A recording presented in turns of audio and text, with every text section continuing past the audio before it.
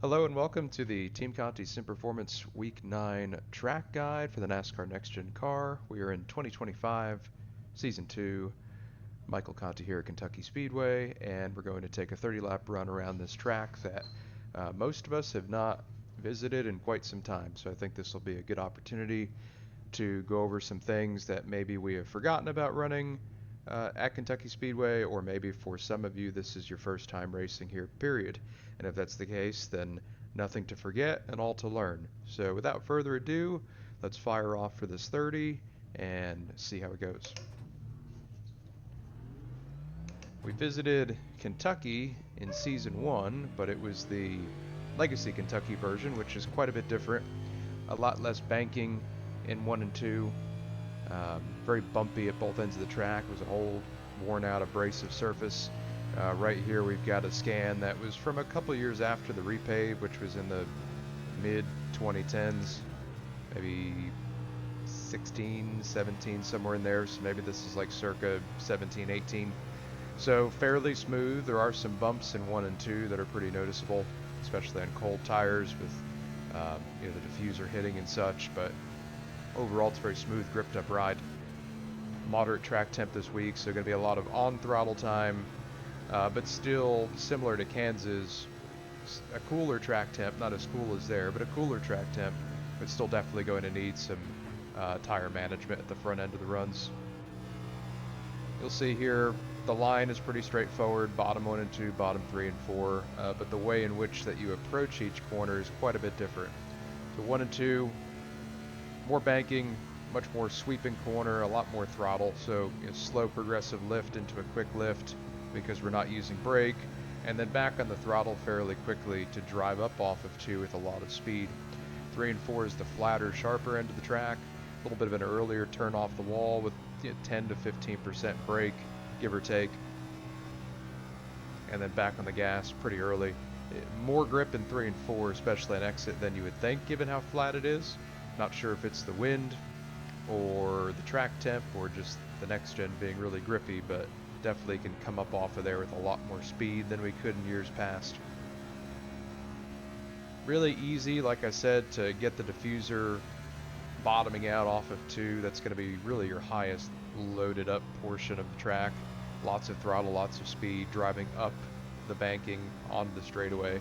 So early on in the run, it's wise to keep a little throttle out of it to keep the car settled and straight. You can make more lap time at the front of the run, but that's going to come at the expense of right rear tire life. And while that won't really kill you off of 2 later on necessarily, you're going to need as much right rear as you can get to launch off of 4 with a lot of throttle. You can see here I'm running in 5th gear all the way around the track. We've got an open gear ratio this week, which means that you might see some people staying in 4th, you might see some people staying in 5th, and you might have a group that is shifting pretty consistently. I can't tell you which way is the best at this point until we get the cars out on track and get into a race setting, but I think not shifting is probably going to be the way to go until later in the run, maybe past 30.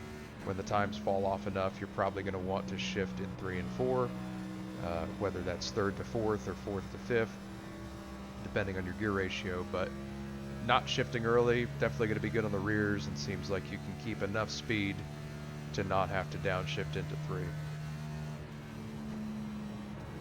1 and 2, you'll see that I'm getting to the bottom pretty quickly. I'm not taking a really wide sweeping arc. I'm not trying to cut across the middle and to the bottom. Getting down there early so I can avoid some bumps on entry and just really pick up that yellow line and hook it. Same thing with 3 and 4.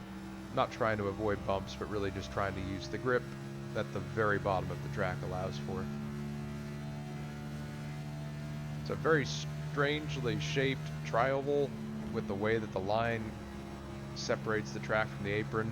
So I wouldn't necessarily recommend following that line on your approach to turn 1. You just really want to round off that tri-oval as smoothly as possible so that when you exit the tri-oval, you're parallel with the wall entering 1 versus following the line and then having an angle to which you're pointing at the wall. See, what I don't want to do is this. Like if I followed the line, I'd have to do that.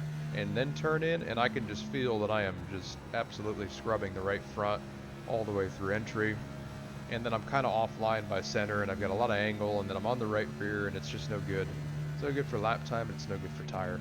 So don't follow that line through the tri-oval. Follow the shape of the wall. Whenever you're at a track with a quad oval or a tri-oval, the last thing you want to do is have your right front pointing at the wall on your approach into the corner. You want to be as parallel as possible, as early as possible, so it's one continuous motion into the corner versus a jerk right and then a jerk back left. You can see here I fired off in the 7s and 8s, in the 6s right now, touching 6s. Could I go faster? Yes. Do I want to? Probably not, especially if I have to go half a race distance, which is probably 50 laps. I think it's a 100 lap race. Could be wrong on that. But either way, if you're trying to go close to a full fuel run or 75% of it, you definitely want to give that time up at the beginning of the run. It's going to pay you back in dividends past 20. I think I said 10 to 20% break into 3 before. It was probably a little aggressive. It's more like probably 8 to 15 early run, progressively becoming more and more as the grip falls off. But 10 complete, 30-70, so not a whole lot of fall off yet. That's an apron, you don't want to do that. Very easy to do. There's a lot of grip right on that line. Very easy to touch it and swing the back end out. So my failure there is your gain in knowledge to not do that. Go ahead and switch over to session last lap, because best lap really isn't indicative of what we can do anymore. There we go.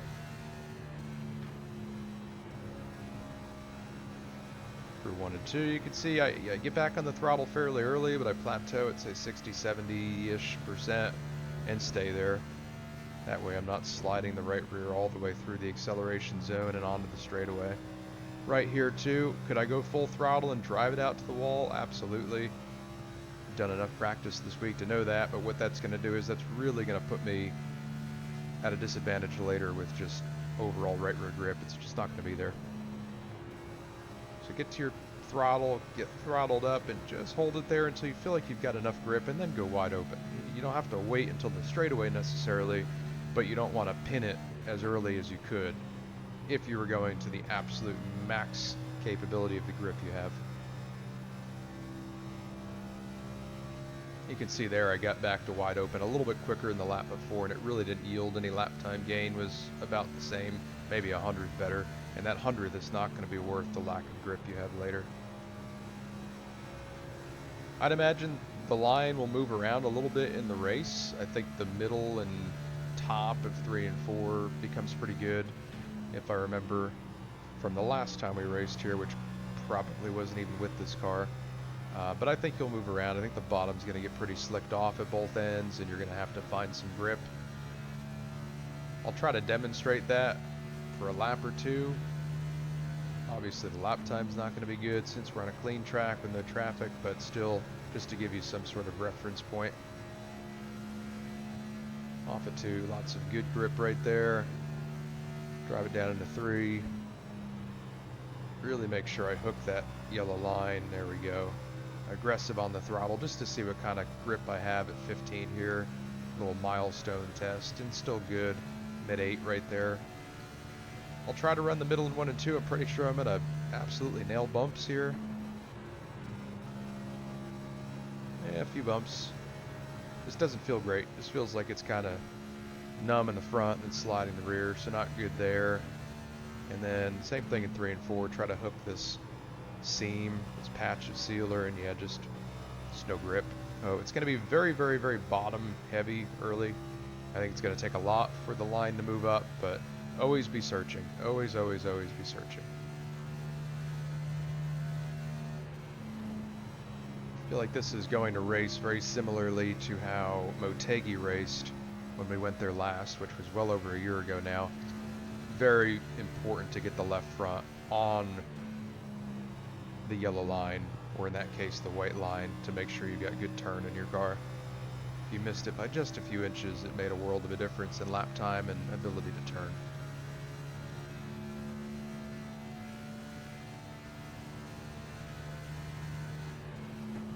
The lift into one has become a little bit quicker now. Instead of that slow progressive lift on entry, it's now more of a linear, kind of sort of moderate lift cadence. That way I can get the front turning a little bit quicker. 3 and 4, maybe trailing brake just a touch farther into the corner, but still similar overall. Speaking of the apron, you do not want to cut that apron at any point in the race. It is very bumpy, especially if you get onto the lighter colored pavement, which maybe that's concrete, I guess. Very, very bumpy down there. Don't go down there. It doesn't gain any lap time, and you're just going to crash. For Q, you can probably do it on your best lap, but even then, it's maybe worth a couple hundredths at most. You know, the big bumps down there really kill a lot of the speed that you'd gain otherwise. I'll show it to you right here. Watch this. Bam, bam, bam, and yeah, no quicker. Actually, a little slower as you go into one.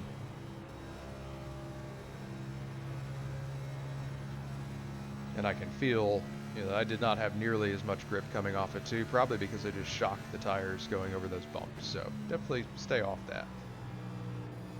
Be a little nicer to it in 3 and 4. Try to regroup. Complete lap 20 here at a high 2. And you'll see right here, going to lose a little bit initially, and then watch how it gains versus the apron. 1/100th, 2/100ths, 3, 4, and I'm just going to be able to drive off the corner now and gain all of that time back because my tires weren't screaming and my entry wasn't sacrificed.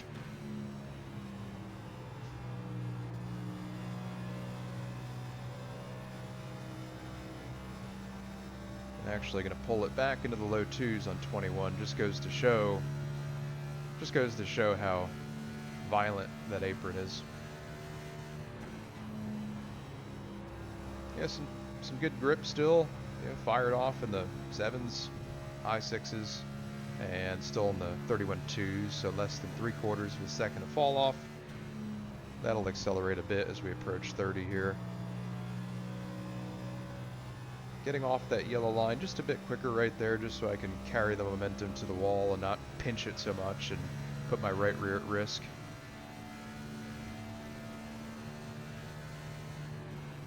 Important thing is to not overdrive 1 and 2, especially later into the run as the grip goes away and the front becomes a little less compliant. You don't want to shove that front through the 3/8 mark and then swing the rear because you've got to add wheel. Really make sure you've got the front turning.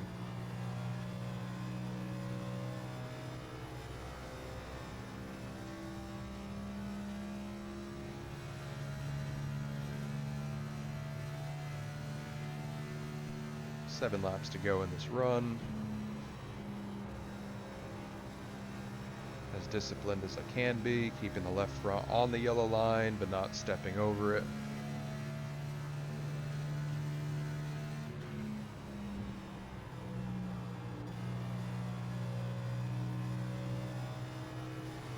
Little right rear limited right now off of 4.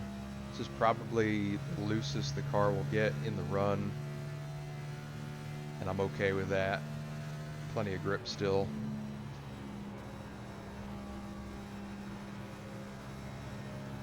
A little more of a shallow approach right there and a straighter exit to the wall. Kept it good though, kept it gripped up.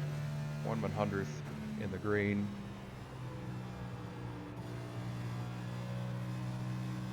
Yeah, really good grip.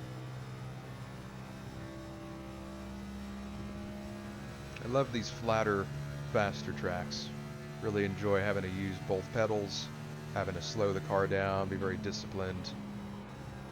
A little less draft dependent, which is good. That'll still play a factor early on, obviously, but 3 and 4 is going to separate the field, which is nice.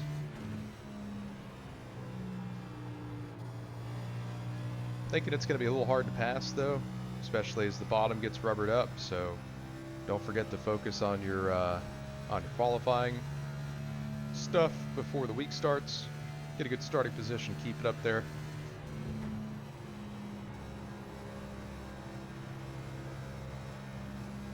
Little high off of 2, but not bad though. Didn't slide the right rear too badly. A little wider arc into 3 this time, see if I can throttle up a bit quicker. Yep, was able to do that and still maintain drive off. So opening up that arc just a little bit as the grip goes away, keep some good positive front turn without slipping the rear. I think I've said that at least 10 times. Positive front turn without slipping the rear. The tighter your front is, the more wheel you're going to put into it as you approach the center, the more that back is going to swing around, kind of like what was going on there. A little shallower this time. And you can see you just can't quite commit as quickly. Not a big difference. We're talking a couple hundredths, but still makes a difference.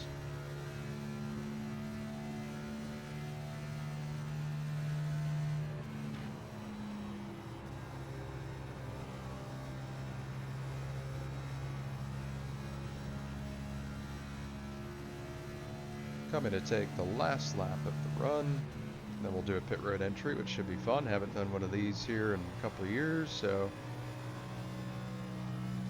see how good my memory is.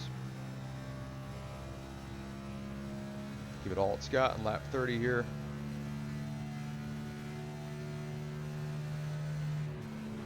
Quick lift. Back on the gas. I'm going to commit to it. Good right rear grip. Up off, about even, maybe 100th in the green. A little wider arc into 3, lots of angle. Catch that yellow line, and I'm just going to commit. Full commit. And it's stuck, a couple hundredths overall positive that lap for a mid 31.5 to finish the 30. Alright, so here we go. We're going to pit this time by. I do not have to use the access road. I'm going to come off of 4 and attempt to make it to pit road speed. Frankly, I don't even know what that is at this point, so we're all going to learn that together. These videos are done in one take, so you are live with me as I either succeed or fail here. I'm going to go down to 4th gear. I'm going to drive it around to the corner a little bit. I see the cone. And we made it. Alright.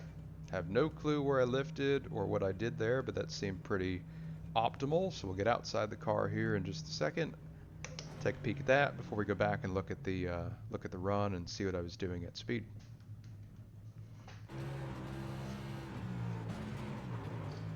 The good thing about this pit road entry here is that as you get around the corner, you can kind of spot from within the car where the asphalt changes color. And when I saw this right here, which isn't even necessarily a different color asphalt, looks like maybe it's just how the sun is reflecting on it. I knew that I was getting close to pit road, and that was sort of my cue to start lifting and braking and thinking about what I was going to do. So I go into 3 here, going to downshift, throttle up, and then big brakes, maybe 5 car lengths before the Toyota sign, 4 to 5 car lengths before the grass cuts in. I think that's probably going to be your better reference point while you're in the car at speed. And then as usual, trying to make as wide of an arc as possible so I can straighten out my approach to the commitment line. Remember, if you have somebody behind you, right now this is me slowing down in pretty much the middle of the track. If you've got traffic behind you, you can't do this. If you do this, even if you call it out, you're probably going to get run over and make some people very mad at you. So you have to be aware of what's going on around you. If you've got heavy traffic around you, you're going to have to be more shallow. You're going to have to stay more toward the bottom. But if you have a good gap behind you and you can safely do this, then this is going to be what you want to do. You want to make as wide of an entry as possible. So when I come off the banking, I'm pretty much straight on the wheels so I don't slam the front down and slip the rear out. Down to 1st gear there right at the line just to use a little bit more engine braking. Had them locked up there, so it's definitely at the limit of what I could do. And that's going to be your pit road entry. So hopefully that's helpful for those of us who either haven't been here in a couple of years or have never been here, period. And then, yeah, let's take a look at the hot lap. So like I mentioned, this is what you don't want to do. And unfortunately, this is the hot lap, which is kind of It's kind of talking oppositely to what I had spoken about earlier. Can't find the word right now. Contradicting. There we go. I'm contradicting myself. You don't want to do this. So this is what you don't want to do. You don't want to follow this line and have your right front pointed at the wall before your approach in, because now I'm going to point at the wall and then I'm going to turn it in really sharp right there. I don't like that. It's probably my best lap just because I pushed harder. What you want to do is more along the lines of what I'm going to do here, I think. Yeah. See, I get away from the line and I'm going to round this off. And now I'm parallel to the wall way back here, way before these double white lines in the wall. I'm parallel. I don't have that right front pointed out and then having to turn the car in. It's just one continuous swoop, one continuous motion into one. And you can see here, past the Cup Series sign, still full throttle past ZMAX, and then a slow sort of lift at the top, not too slow though, and then very quick toward the bottom. You're really driving deep here, then you start to get on the gas very early. So right past the end of the Kentucky 1 sign on the wall, which is here, or right at the beginning of the sealer on fresh tires, that's when you're going to start to gas it up. You're going to gas it up to about probably 50, 60-ish%, and you're going to hold it there for a while. Left front right on that yellow line. You're going to just continuously but slowly increase throttle. Now I'm plateaued at about 75, 80, and then I'm 100. Now, could I have went to 100% throttle back here? Probably. On lap 5 as my tires are up to temp and pressure? Yes. What's that going to do though? It's going to put me heavy, heavy, heavy on the right rear.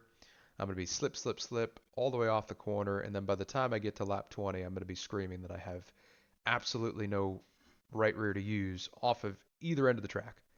But more importantly, the flatter, slower end off of turn 4. So keep a little throttle out of it, but that doesn't mean go really slow. You got to keep your track position. You got to make lap time, but just keeping 10 to 20% throttle out of it versus what your optimal could be, again, is going to go a long way in saving tire for the latter half of the run. Then off of 2, nice, plenty of room in between me and the wall, not tracking out too aggressively. And then into 3. I don't have a wide arc here either. It's a very shallow, sort of straight line to the bottom to get the left front hooked on the yellow line as soon as possible. So already turning off the wall at the Toyota sign, full throttle for quite a bit thereafter. Lifting just past ZMAX, and then immediately on the brake. Immediately on the brake. Again, call that 10-ish% brake. Going to trail that into the corner to ensure that I've got good front turn. That trail brake goes a long way in accomplishing that. Still have just a bit of brake left in it here. And then now I'm free rolling. And you can see I'm going to try to get as close to that yellow line as possible. I'm pretty much on it right here. And then just throttled up. Throttled up aggressively. Again, could I have went 100% throttle earlier? Yes, but still very early on in this corner am I 100%. Definitely seems to be better to back up the initial entry speed and then get on the throttle harder off so you can maximize the end of this corner and the straightaway that comes after. A lap at speed here.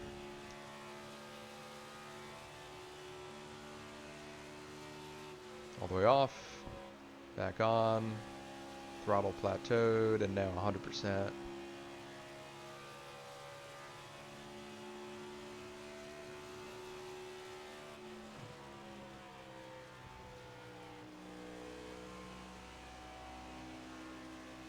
Car's yawed out there, looks good, plenty of grip, still being compliant with the right rear, making good lap time.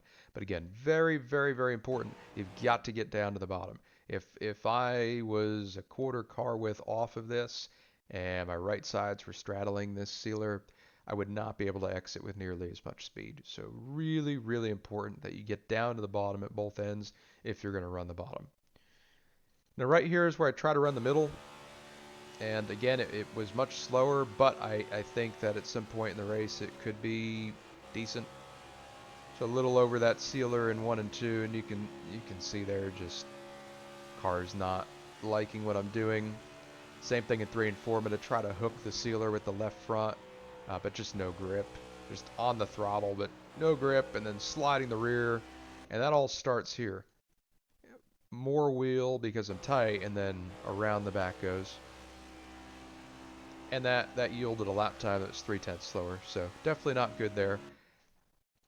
But as I said, though, don't be discouraged. Definitely try that in your races if you feel like the bottom is going away. But um, it's not going to be like Kansas or Vegas where there's really, really good secondary options. Bottom's going to be your friend here.